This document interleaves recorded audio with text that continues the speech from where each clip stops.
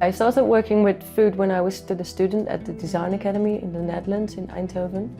And at that time I didn't really realize the importance of the subject, but I just started to work with food because it was such a kind of direct material that you can make something with instantly, and then also having people eating your design, which I find super fascinating.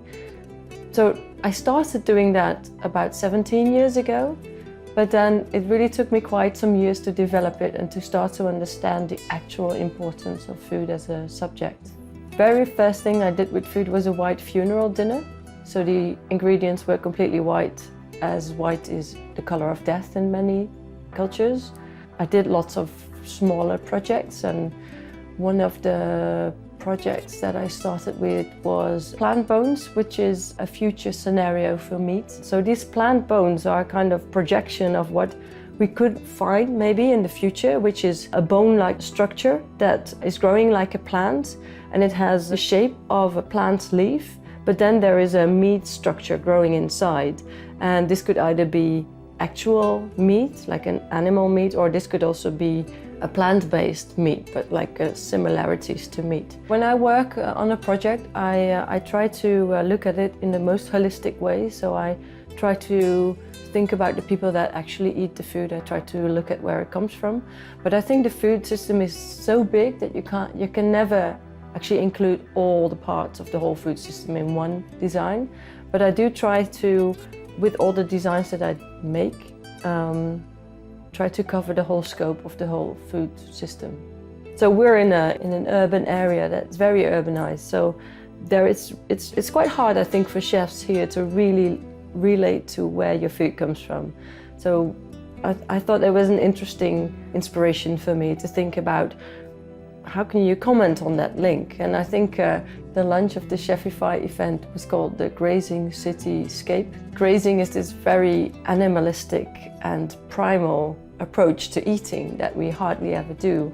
But in a way, it's also kind of something that children do as well, sometimes for fun. But it's something that is very far away from our civilized world.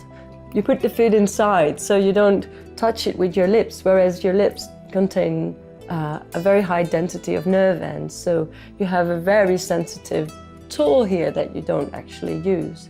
So I was thinking about the distance that chefs have and the distance that we have as human beings while eating, and that's very much linked to an urbanized area. So all the glasses on the table, they look like a kind of skyline, like a cityscape. So this is a kind of visual reference to where we are. But when you start to have to eat with your mouth instead of with tools or fingers, or to really take away this distance, then I think there's this interesting merge of two ends, the very rural and the very urban area. And that's what happens when you start to actually get in touch with the food directly on your mouth.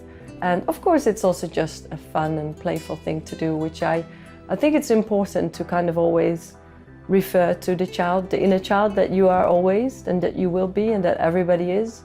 So yeah, that's what the Grazing Cityscape is about. I think these kind of events are really important because I do see that many chefs, they tend to stay inside their kitchens and they mostly look at other chefs, but then I think the most interesting collaborations are actually cross-disciplinary.